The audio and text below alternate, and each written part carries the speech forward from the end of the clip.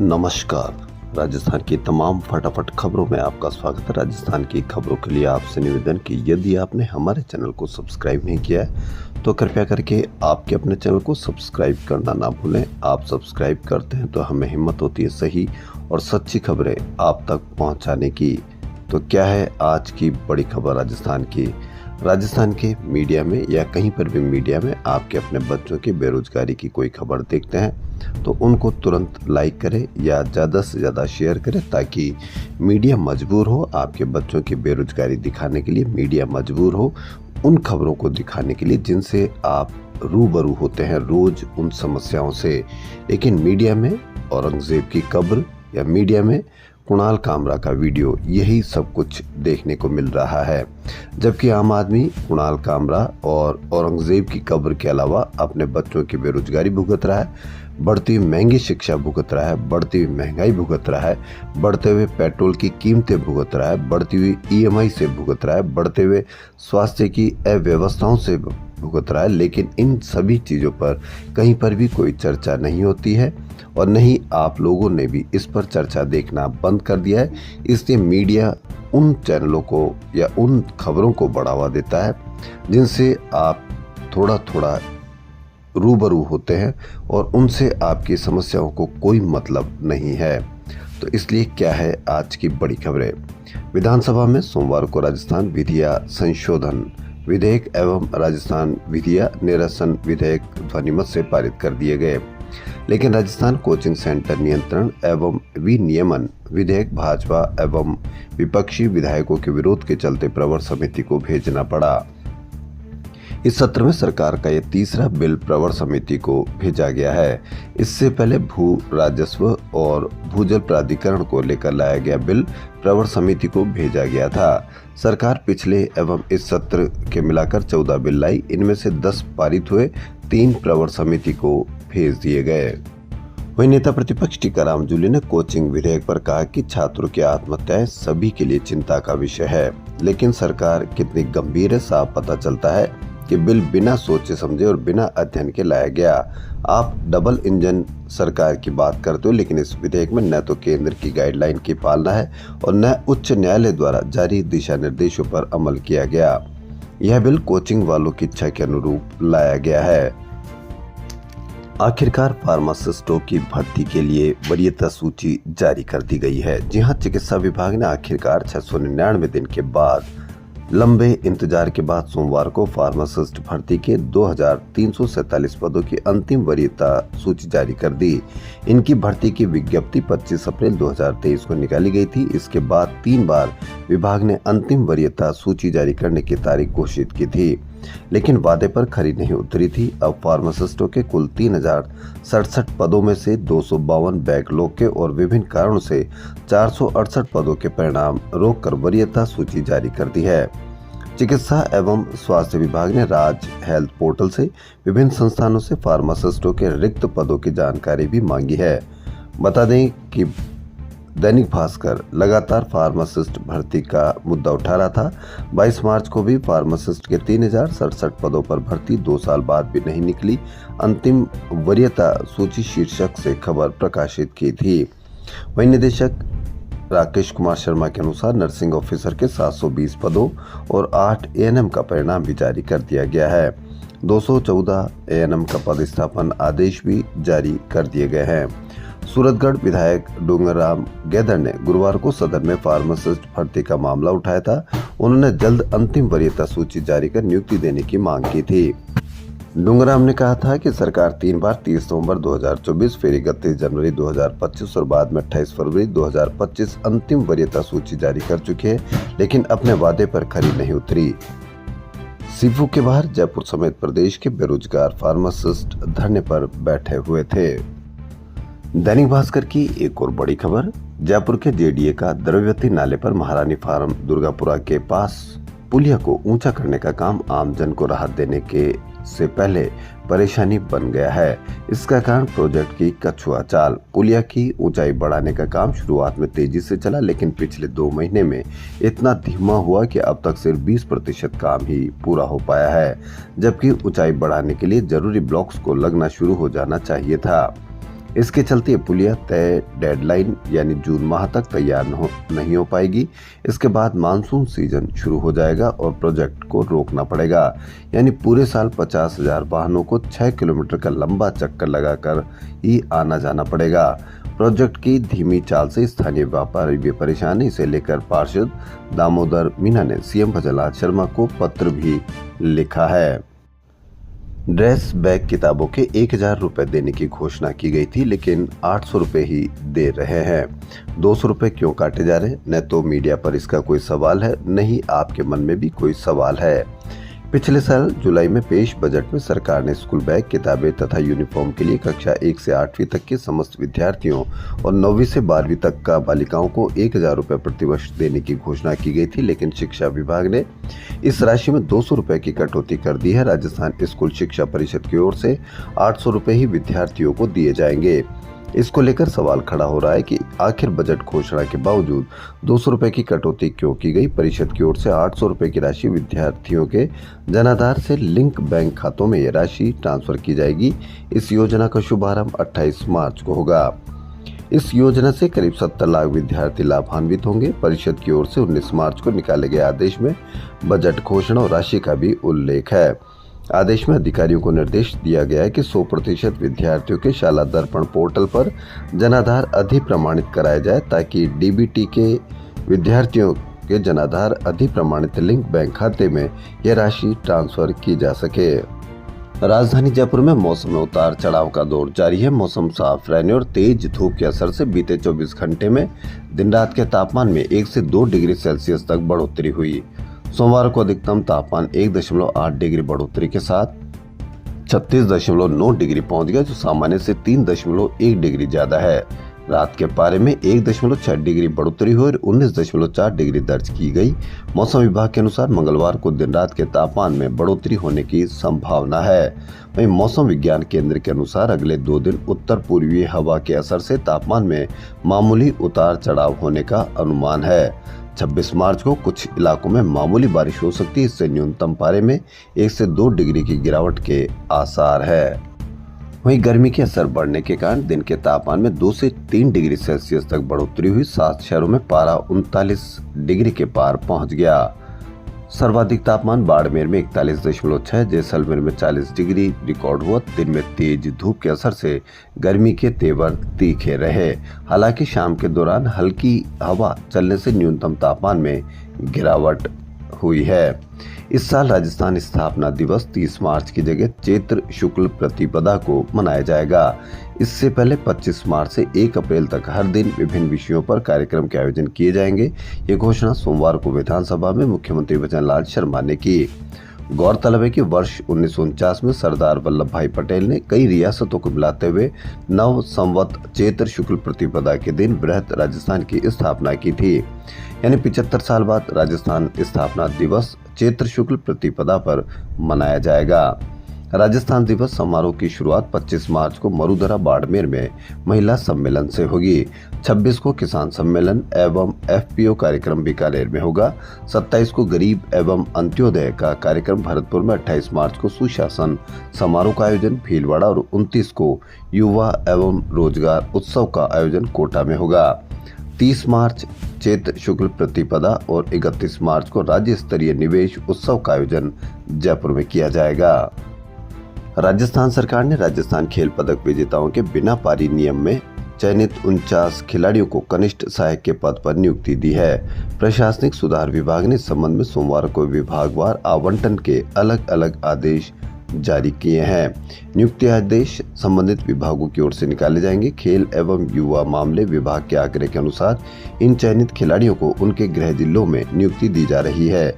नियुक्ति आदेश जारी करने के बाद यदि प्रार्थी नियत अवधि में कार्य ग्रहण नहीं करता है तो नियुक्ति निरस्त कर दी जाएगी। आदेश में जोर दिया गया है कि खिलाड़ियों को नियुक्ति देने में सर्वोच्च प्राथमिकता दिखाए, ताकि खिलाड़ियों को नियुक्ति शीघ्र मिल सके। बॉलीवुड में गदर मचाने वाले सनी देओल अपनी आगामी फिल्म के प्रमोशन के लिए सोमवार को जयपुर आए। राज मंदिर में फिल्म का ट्रेलर लॉन्च किया गया। इस दौरान उनके साथ को स्टार विनीत कुमार और रणदीप हुड्डा भी रहे। स्टार्स की एक झलक पाने के लिए बड़ी संख्या में फैंस मौजूद रहे।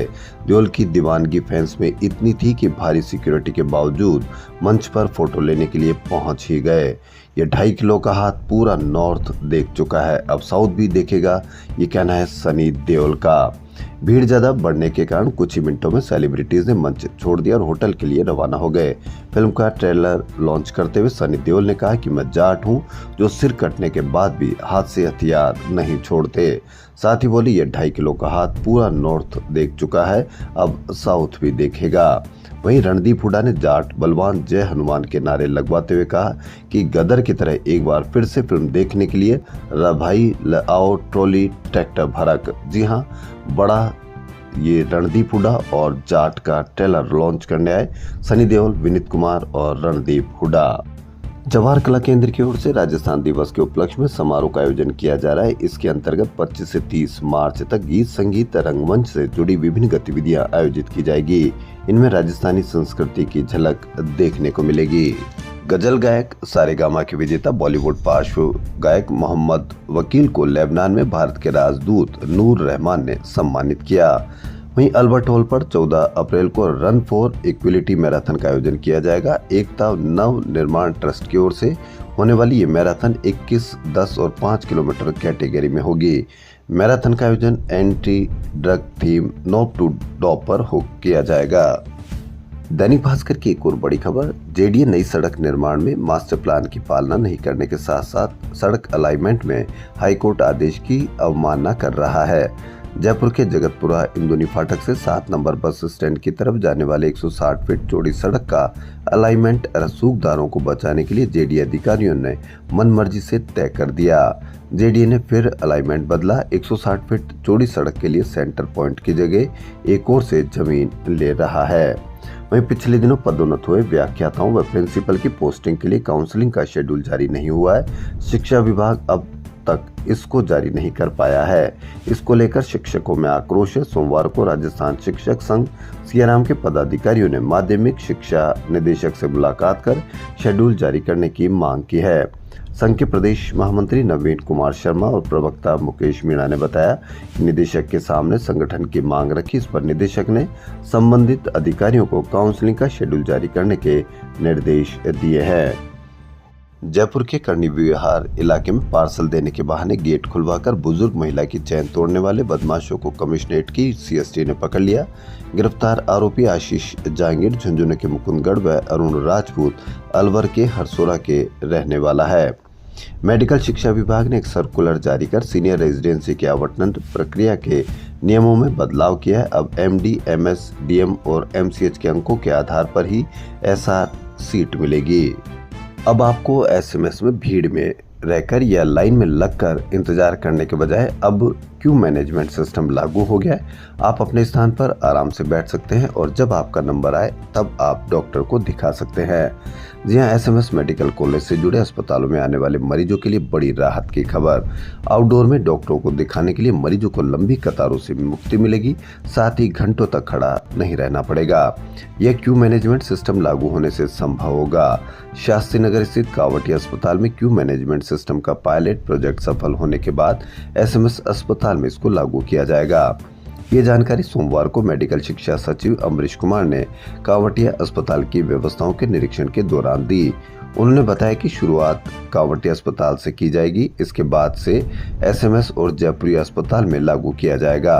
अमरीश कुमार ने जिस दिन जिस डॉक्टर का आउटडोर होता है उसका नाम डिस्प्ले करने और जांच कराने के दौरान मरीजों को किसी तरह की दिक्कत का सामना नहीं करना पड़े, ऐसी व्यवस्था लागू करने के निर्देश दिए। इस मौके पर अस्पताल अधीक्षक डॉक्टर आर.एस. तंवर समेत आईटी टीमें उपस्थित रही।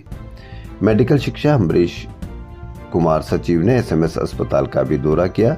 गर्मियों को देखते हुए उन्होंने खराब पड़े कूलिंग सिस्टम को सुधारने और साफ सफाई के लिए मेडिकल कॉलेज के प्राचार्य डॉक्टर दीपक माहेश्वरी और अस्पताल अधीक्षक को निर्देश दिए। क्यू मैनेजमेंट सिस्टम के साथ साथ एक ऐसा भी सिस्टम होना चाहिए कि यदि कोई डॉक्टर अपने सीट पर नहीं बैठ पा रहा है या नहीं देख रहा है तो उसके लिए किसी को व्यक्ति से संपर्क किया जाए, उनके फ़ोन नंबर भी यदि डिस्प्ले कर दिए जाए तो आम आदमी को राहत की खबर मिल सकती है कि जिस डॉक्टर को उसको दिखाना है वो डॉक्टर नहीं है, तो उसके बारे में मालूम कर सके। राजस्थान विश्वविद्यालय में यदि आप एंट्री लेते हैं या प्रवेश करते हैं तो अब बिना आईडी किसी को नहीं मिल सकेगा प्रवेश। जी हाँ, राजस्थान विश्वविद्यालय आए दिन होने वाली विभिन्न घटनाओं को रोकने और पढ़ाई का बेहतर माहौल बनाने के लिए प्रशासन अब नया सिस्टम लागू करने जा रहा है। इसके तहत बिना आईडी कार्ड के बाहरी व्यक्तियों को एंट्री नहीं दी जाएगी। प्रथम चरण में विश्वविद्यालय कैंपस में इसे लागू किया जाएगा। इसके लिए प्रमुख प्रवेश मार्गों पर बैरियर सिस्टम लगना शुरू हो गए हैं, जहां सुरक्षा गार्ड और सीसीटीवी कैमरे लगाए जाएंगे। ये आईडी कार्ड और जांच के बाद में ही राजस्थान विश्वविद्यालय में प्रवेश देंगे। भगवान श्री झूलेलाल मंदिर में 29 और 30 मार्च को चेटीचंड महोत्सव मनाया जाएगा। चेटीचंड महोत्सव 29-30 को शोभा यात्राएं निकलेगी। राजस्थान नेटबॉल संघ में विवादों का ऐसा जाल बुना जा रहा है कि संघ के साथ साथ खिलाड़ी भी सकते में है। एक ही दिन में दो नेटबॉल संघों ने चुनाव करा दिए। एक के चुनाव जयपुर में हुए तो दूसरे के डीग में आयोजित किए गए। खास बात यह है कि इन संघों में एक तो स्पोर्ट्स एक्ट से रजिस्टर्ड है, दूसरा संघ का स्पोर्ट्स एक्ट से रजिस्ट्रेशन ही नहीं हुआ, लेकिन वह भी खुद को नेटबॉल का प्रमुख संघ मान रहा है। राजस्थान नेटबॉल संघ के चुनाव में राम गोपाल कटारिया अध्यक्ष और भंवरलाल शर्मा सचिव निर्वाचित हुए हैं। RCA head of committee BCCI घरेलू क्रिकेट सत्र 2024-25 में राजस्थान की विभिन्न आयु वर्ग की राष्ट्रीय क्रिकेट प्रतियोगिताओं में उत्कृष्ट प्रदर्शन कर राजस्थान का नाम रोशन करने वाले खिलाड़ियों को सम्मानित करेगी। राजस्थान में रग्बी की भी शुरुआत की जाएगी। हर जिले के 5 स्कूलों और 5 कॉलेजों में रग्बी की शुरुआत की जाएगी। इनमें रग्बी की ट्रेनिंग भी दी जाएगी। रविवार को राजस्थान रग्बी फुटबॉल संघ की आम सभा में यह फैसला किया गया। इस बैठक में सभी जिला संघों ने भी हिस्सा लिया। राजस्थान रग्बी संघ के अध्यक्ष पंडित सुरेश मिश्रा की अध्यक्षता में यह बैठक हुई। शिक्षा विभाग की ओर से आरटी के तहत निजी स्कूलों में निःशुल्क प्रवेश के लिए 25 मार्च से आवेदन की प्रक्रिया प्रारंभ होगी। आवेदन की अंतिम तिथि 7 अप्रैल है। प्रवेश का वरीयता क्रम तय करने के लिए 9 अप्रैल को ऑनलाइन लॉटरी निकाली जाएगी। इस बीच आवेदन के लिए सालाना आय के प्रावधान में बदलाव की मांग उठी है। आरटी गाइडलाइन में दुर्बल वर्ग कैटेगरी में और असुविधाग्रस्त समूह कैटेगरी में ओबीसी, एमबीसी के ऐसे बालक जिनके अभिभावक की वार्षिक आय 2.5 लाख रुपए या इससे कम हो तभी आवेदन कर सकता है। इनकम की यह लिमिट मार्च 2011 में लागू की गई थी, जो आज भी जारी है, जबकि पिछले 14 सालों में लोगों की आय में बढ़ोतरी हुई है। ऐसे में एक्सपर्ट ने 2 सुझाव दिए। सरकार या तो इस आय सीमा को बढ़ाकर 5 लाख रुपए सालाना कर दे या फिर ईडब्ल्यूएस प्रमाण पत्र के लिए तय 8 लाख रुपए तक सालाना कर दे। वर्ष 2011 में तय की गई थी 2.5 लाख रुपए सालाना आय। अभिभावक बोले अब फिर से विचार करे सरकार। लेकिन यदि जिसकी आय 5 लाख रुपए सालाना है तो वह क्यों इस आरटी के तहत निःशुल्क पढ़ाई के लिए अपने बच्चों को यह करता है या उसमें प्रवेश दिलाना चाहता है? क्योंकि निःशुल्क प्रवेश ऐसे अभिभावकों या ऐसे बच्चों के लिए की गई है जिसमें वह वास्तव में गरीब हो। तो हम क्यों इस तरह की निःशुल्क एग्जाम या निःशुल्क शिक्षा को हम बढ़ावा देने की कोशिश कर रहे हैं, क्योंकि उनका भार किसी दूसरे बच्चों पर अवश्य ही आता होगा। इसलिए चाहिए कि यदि आप अपने बच्चों की शिक्षा को पढ़ा सकते हैं या शिक्षा को करवा सकते हैं तो आप निःशुल्क प्रवेश के लिए क्यों अपने आप को ढकेलते हैं? नेता प्रतिपक्ष जूली को बिजली पर पूरक प्रश्न पूछने की अनुमति नहीं। विपक्ष का वेल में हंगामा, फिर वॉकआउट किया। जहां विधानसभा में सोमवार को प्रश्नकाल के दौरान स्पीकर वासुदेव देवनानी ने नेता प्रतिपक्ष टीकाराम जूली को बिजली पर पूरक प्रश्न पूछने की अनुमति नहीं दी। इस पर कांग्रेसी विधायक आक्रोश हो गए और सीटों से उठकर वेल में आकर नारेबाजी व हंगामा करने लगे। इसके बाद भी स्पीकर ने जूली को बोलने की अनुमति देने से इनकार कर दिया तो कांग्रेसी सदस्यों ने सदन से वॉकआउट कर दिया। इस दौरान स्पीकर व नेता प्रतिपक्ष के बीच जबरदस्त तकरार भी हुई। संसदीय कार्य मंत्री जोगाराम पटेल ने विपक्ष के रवैये की आलोचना की। विधानसभा के बजट सत्र के अंतिम दिन के अंतिम 4.5 घंटे राजस्थान कोचिंग सेंटर नियंत्रण और विनियमन विधेयक 2025 पर बहस हुई। बिल पर 29 विधायकों ने बहस में हिस्सा लिया। कांग्रेस और आरएलडी ने तो इसका विरोध किया ही, ज्यादातर भाजपा विधायकों ने भी प्रवर समिति को भेजने या 6 माह जनमत जानने के लिए भेजने की मांग कर डाली। साथ ही दोपहर में कोचिंग संचालक भी सरकार के पास पहुंचे और बिल को रोकने की मांग की। पूर्व संसदीय कार्य मंत्री शांति धारीवाल ने कोचिंग रेगुलेशन बिल पर कहा कि नियम तोड़ने पर तो अपने काफी पाबंदी लगा दी। लोगों की शिकायत इस बात की है कि टोटल ब्यूरोक्रेसी हावी हो जाएगी। हावी ही नहीं होगी, ये कोचिंग वाले कलेक्टरों को जेब में रखेंगे। कहते भी हैं कि ये कोचिंग वाले कि ये क्या है, जेब में रखते हैं। इसलिए सारा ब्यूरोक्रेट्स पर मत छोड़िए। ये अफसर न तेरे हैं न मेरे हैं, ये पहले अहले सियासत है। धारीवाल ने सवाल उठाया कि ऐसा अधूरा बिल कैसे लाए। राजस्थान प्रदेश कांग्रेस अध्यक्ष गोविंद सिंह डोटासरा ने सोमवार को 7 संभाग प्रभारी और 40 जिला प्रभारी नियुक्त किए गए हैं। रामविलास चौधरी को अजमेर और इस तरह से ज्यादातर जिला इंचार्ज ज्यादातर विधायकों या विधायक प्रत्याशियों को बनाया गया है। रोहित बोहरा को Jaipur city, RC Chaudhary Jaipur rural प्रभारी बनाए गए हैं। मुख्यमंत्री भजनलाल शर्मा ने सोमवार को सीएमआर पर जन सुनवाई की। उन्होंने प्रत्येक व्यक्ति से मुलाकात की थी तथा उनकी समस्याओं को सुना। सीएम ने अधिकारियों को इन समस्याओं के शीघ्र निस्तारण के निर्देश दिए। मुख्यमंत्री ने जयपुर विकास प्राधिकरण, नगर निगम, जलदाय विभाग, सार्वजनिक निर्माण एवं चिकित्सा सहित विभिन्न विभागों की आमजन से समस्याएं सुनी। रविंद्र मंच पर यूनिवर्सल थिएटर एकेडमी की ओर से आयोजित छठे राष्ट्रीय मरु नाट्य समारोह के तीसरे दिन नाटक नीम हकीम का मंचन किया गया। डॉक्टरों के प्रति अंधविश्वास और मानवीय मूर्खताओं को उजागर करता है नीम हकीम। वहीं चित्र रचनाओं के दम पर 4 दशक से भी अधिक समय से प्रदेश के कला फलक पर छाए रहने वाले चित्रकार शिशिर भट्ट का 63 वर्ष की आयु में जयपुर में निधन हो गया। उन्होंने अनेक दिग्गज कलाकारों, संगीतकारों और कथावाचकों के ऐसे हूबहू चित्र बनाए जिन्हें देखकर फोटोग्राफ्स होने का भ्रम हो जाता है।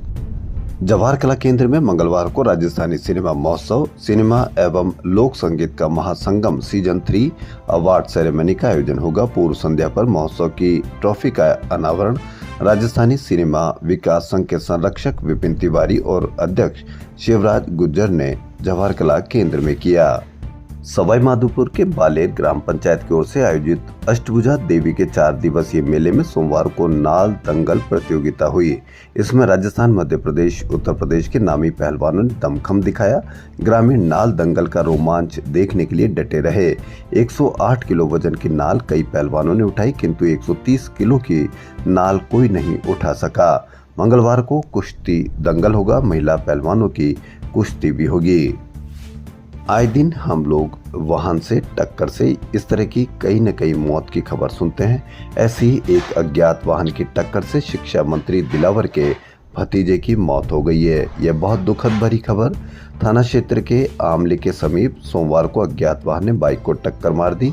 दुर्घटना में बाइक सवार शिक्षक की मौत हो गई। मृतक शिक्षक भंवरलाल शिक्षा मंत्री मदन दिलावर के भतीजे हैं, जो स्कूल में ड्यूटी के दौरान तबीयत खराब होने पर चरडाना सीएससी पर डॉक्टर को दिखाकर वापस लौट रहे थे। राजस्थान की खबरों फिलहाल इतना ही। यदि आपको हमारा चैनल पसंद आए तो लाइक, सब्सक्राइब और शेयर अवश्य करें। धन्यवाद।